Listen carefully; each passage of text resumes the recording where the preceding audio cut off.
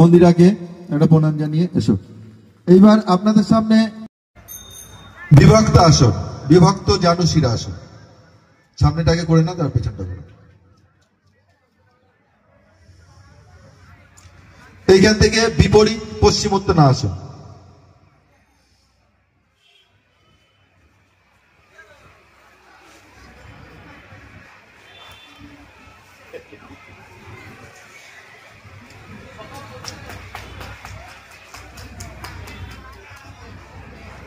ছেড়ে দাও।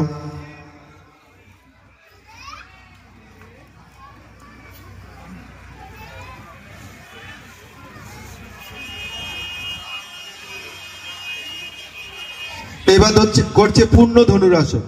ধনুরাসন করলে কি হয় আমরা জানি।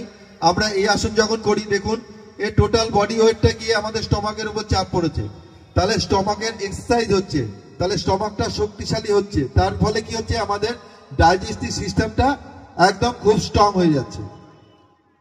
ছেড়ে দাও।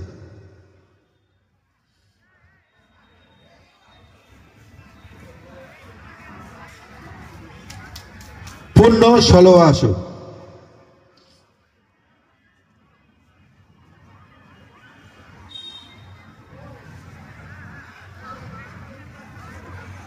ছেড়ে দাও।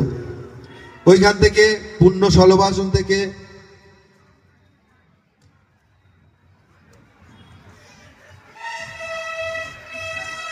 দেখুন নিয়মিত অভ্যাস করলে কি হয়,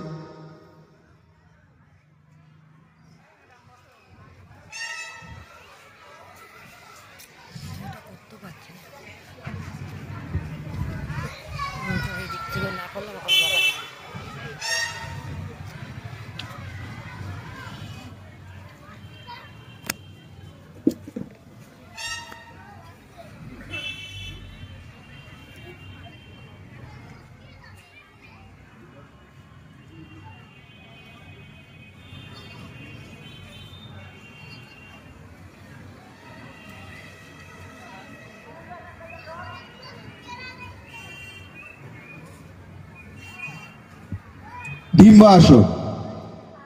এই বয়সে ডিম্বাসন করাটা খুব শক্ত, তবে প্র্যাকটিস করলে সবই হয়, বয়সটা কোনো বাধা নয়।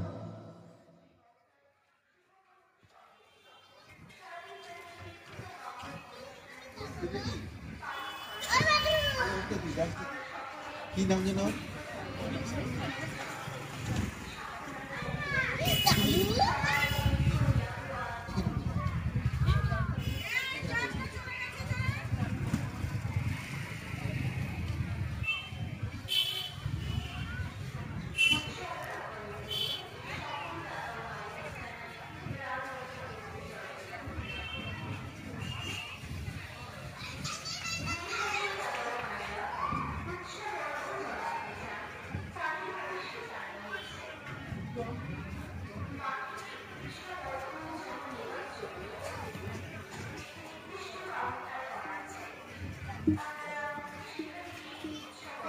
কৌণ্ডিল্য আসন। এই আসন করলে পা, হাঁটু এবং হাতের শক্তি বৃদ্ধি পায়, স্পাইনাল কর্ডের কাজও ভালো হয়। ছেড়ে দাও।